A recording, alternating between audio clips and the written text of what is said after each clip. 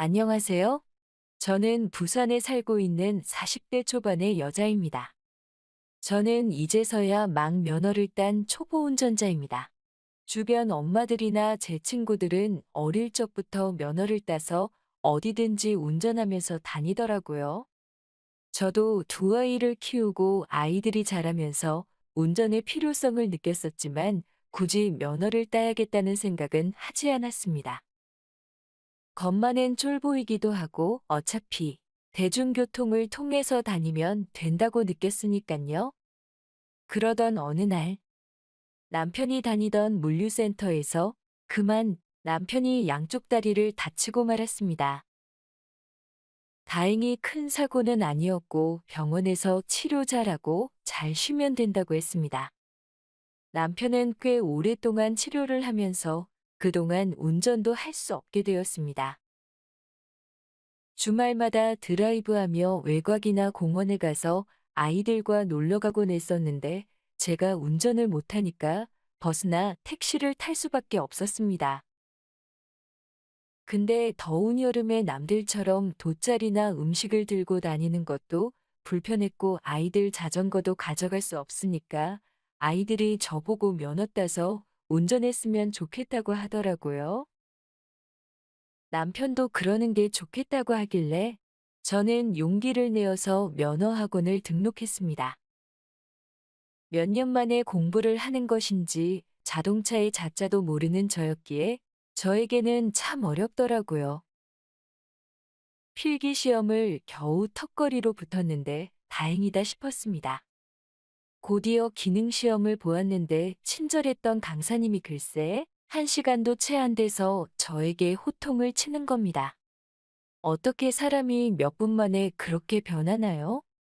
상처를 조금 받긴 했지만 안전에 달린 문제이니 그럴 수 있다고 생각했습니다. 기능 시험 날 예상대로 저는 탈락의 쓴맛을 보았고 안 되겠다 싶어 집에 와서 동영상을 찾아보며 기능 시험을 준비했습니다. 제 시험을 보았는데 다행히 두 번째에 합격을 했습니다. 너무 기뻤습니다. 이제 마지막 관문인 도로주행만을 남겨놓고 이전에 탈락을 한번 맛보았기에 저는 동영상을 찾아보며 공부했고 남편에게 이것저것 조언받으며 시험을 준비했습니다. 남편이 다리를 다쳐서 직접 운전하며 주행 연습을 할 순 없었지만 지금 생각해보니 막상 직접 가르쳐줬으면 이혼 얘기 나왔을지도 모르겠네요. 도로에서의 제 운전 실력이 썩 좋지 않았거든요. 주행 강사님은 기능 강사님과 다르게 좀 차분히 가르쳐 주셨습니다. 처음이니까 그럴 수 있다고 자신감을 주셔서 긴장이 좀 사그러들긴 하더라고요. 그렇게 저는 도로주행 시험을 받고 합격을 하게 되었습니다. 저는 정신 나간 여자처럼 소리를 지르며 기뻐했고 강사님도 축하해 주시며 저는 운동신경이 부족해서 연습을 아주 많이 해야 되는 케이스라는 의미심장한 말씀을 해주시며 발길을 옮기셨습니다. 얼마 뒤 면허증을 발급받고 다친 남편의 도움 없이 혼자 차를 끌고 도로에 나가보았습니다. 학원차가 아닌 자차를 직접 운전하는 것은 처음이었기에 그렇게나 긴장이 되더라고요. 남편 차 뒷유리창에 큼지막하게 왕초보라고 써놓고 남편이 추천해준 집 근처의 공터 같은 곳에 가서 주차 연습을 하고 깜빡이 켜는 것, 신호 보며 주행하는 것까지 연습을 했습니다. 하루 이틀 연습하다 보니 긴장도 덜 되는 것 같았고 나름 운전하는 것에 재미도 느끼면서 그렇게 지냈습니다. 어느 주말 점심, 아이들이 피자가 먹고 싶다길래 남편이 시켜 먹자고 했습니다. 그런데 저는 집에서 10분 거리인 곳에 있는 맛있는 피자 가게가 떠올랐습니다. 그곳은 직접 포장해 가면 더 저렴하게 파는 곳이었거든요. 그래서 남편과 아이들에게 운전 연습할 겸 직접 포장해서 가져온다고 말했습니다. 남편은 제게, 여보, 그곳은 주차하기가 좀 불편해. 당신 운전 좀 익숙해지고 가는 게 어때? 라고 말했습니다. 그런데 저는 이상하게 직접 가고 싶었습니다. 그래서 여보, 나 지나가다가 거기 많이 지나쳤는데 지금 시간이 일러서 사람 그다지 많지 않을 것 같아. 한번 다녀오고 힘들면 그냥 올게. 하고 말했습니다. 남편은 내심 걱정스러운 표정이었고 사람 많으면 그냥 다시 오라는 말을 하고 들어갔습니다. 집에서 나온 저는 사이드미러를 잘 맞추고 갈 준비를 마쳤습니다. 집에서 나온 지 몇 분이 흐르고 드디어 도착 지점이 보였습니다.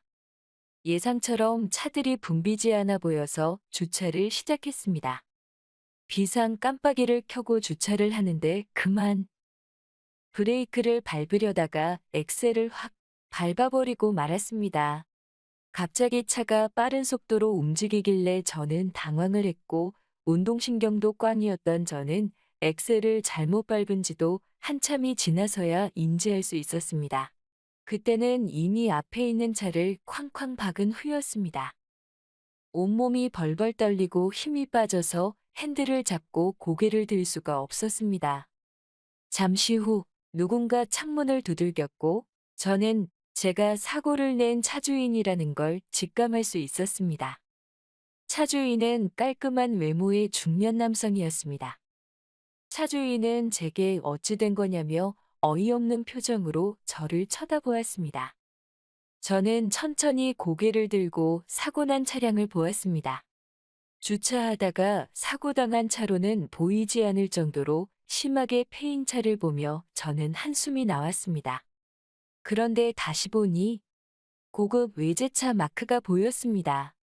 비싸 보이는 차를 보며 저는 큰일 났다 싶었습니다. 저는 아직 보험을 들지 않았었거든요.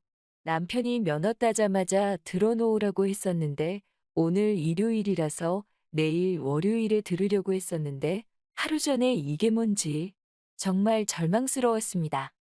너무 속상하고 무서워서 고개 숙여 울고만 있었습니다.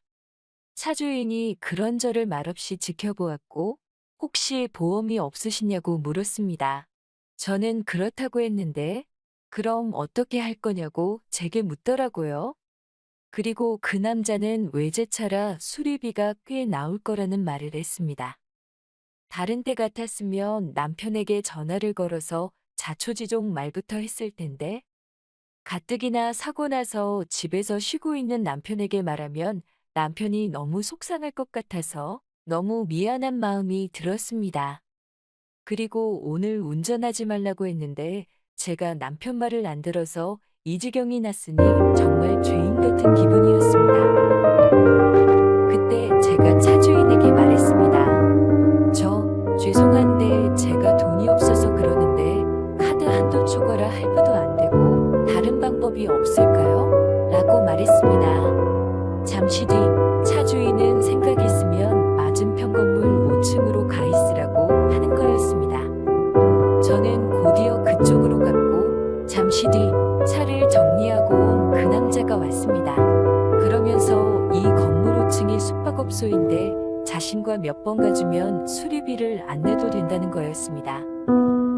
순간 잘못 들었나 싶었는데 이 남자의 진지하고 기대 섞인 표정에서 저는 진심이라는 걸 알 수 있었습니다. 피자 사러 왔다가 이게 무슨 일인지 어이가 없었지만 이 남자와 저와 둘만 입을 닫으면 모든 게 해결되거라 생각했고 저는 고민 끝에 알았다고 했습니다. 남편에게 전화를 걸어서 갑자기 동창 친구를 만나서 카페에 잠시만 있다가 온다고 거짓말하고 전화를 끊었습니다. 곧이어 저희 돈으로 들어갔고 그 남자는 깔끔하고 얌전해 보이는 인상과 다르게 저돌적이었습니다. 저는 두 눈을 질끈 감고 누워만 있었습니다. 그 남자는 저에게 키스를 했고 예상과 다르게 좋은 느낌이 들었습니다. 뜨거운 시간이 끝나고 그 남자는 제가 마음에 든다며 다음에 또 만나면 애들 간식과 옷을 사준다고 했습니다. 저는 예상치 못한 상황이지만 그 남자가 싫지 않았습니다. 그래서 다음 약속을 기약했습니다. 남편 차는 사고 났는데도 일그러진 거 없이 경미하게만 표가 나서 현재까지 남편은 아직까지 아무것도 모릅니다. 수리비를 마련하였는데도 저는 그 차주인을 만나서 맛있는 밥을 먹고 사랑도 나누고 있습니다. 멈추는 게 맞다고들 하겠지만 남편을 사랑하지만 돈도 많고 매력 있는 그 남자를 저는 놓치고 싶지 않네요. 남편과 그 남자를 동시에 만나고 둘 다 사랑하는 것은 어쩌면 저희 욕심인 걸까요? 저도 제가 이렇게 될 줄은 정말 몰랐네요.